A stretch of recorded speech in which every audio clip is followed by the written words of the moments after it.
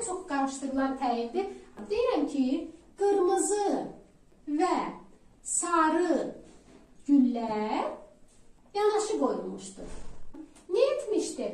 Qoyulmuşdu. Nə qoyulmuşdu? Güllər. Necə tərzdə yanaşı bu zərflikdir? Hansı güllər yanaşı qoyulmuşdu? Qırmızı, sarı. Baxın, təyinlərim həmciz təyindir. Çünki qırmızı güllər, qırmızı da gülə aiddir. Sarı güllər, sarı da gülə aiddir. Eyni intonasiyadan dedim. Bu həmciz üzvlü cümlələrdir. Bütün cümlə üzvləri həmciz ola bilər. Bütün cümlə üzvləri.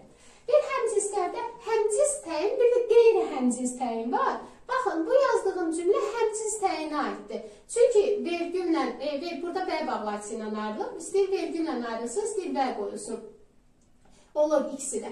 Deməli, qırmızı, sarı güllər hər iki təyin bir cümlə üzvü ilə bağlıdır. İkisi də mübtəda ilə bağlıdır. Bu həmciz təyindir.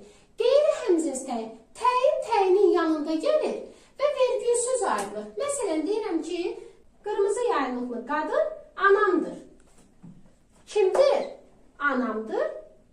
Kim anamdır? Qadın. Hansı qadın anamdır? Yaylıqlı qadın. Hansı yaylıqlı qadın? Qırmızı yaylıqlı qadın. Bu təyinin yanında gəldi. Vergülsüz ayrıldı və yaxud da ki, bağlayıcısız ayrıldı. Və eyni üzvlə bağlı olmadı. Baxın, hansı qadın? Mən demədim qırmızı qadın. Mən dedim yaylıqlı qadın. Hansı qadın? Yaylıqlı qadın. Bu təyin, yaylıqlı təyindir. Bu qadın mübtədanla əlaqələndir.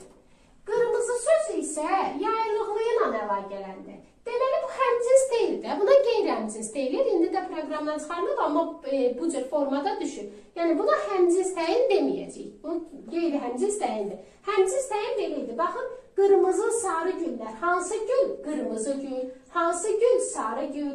Eyni üzvlə bağlıydı. Amma qeyri-həmciz təyinin yanında gəldi, eyni üzvlə bağlı olmadı. Çünki yaylıqlı qadını təyin elədi, qırmızı yaylıqlını təyin elədi. Bu qeyri-həmciz təyindir.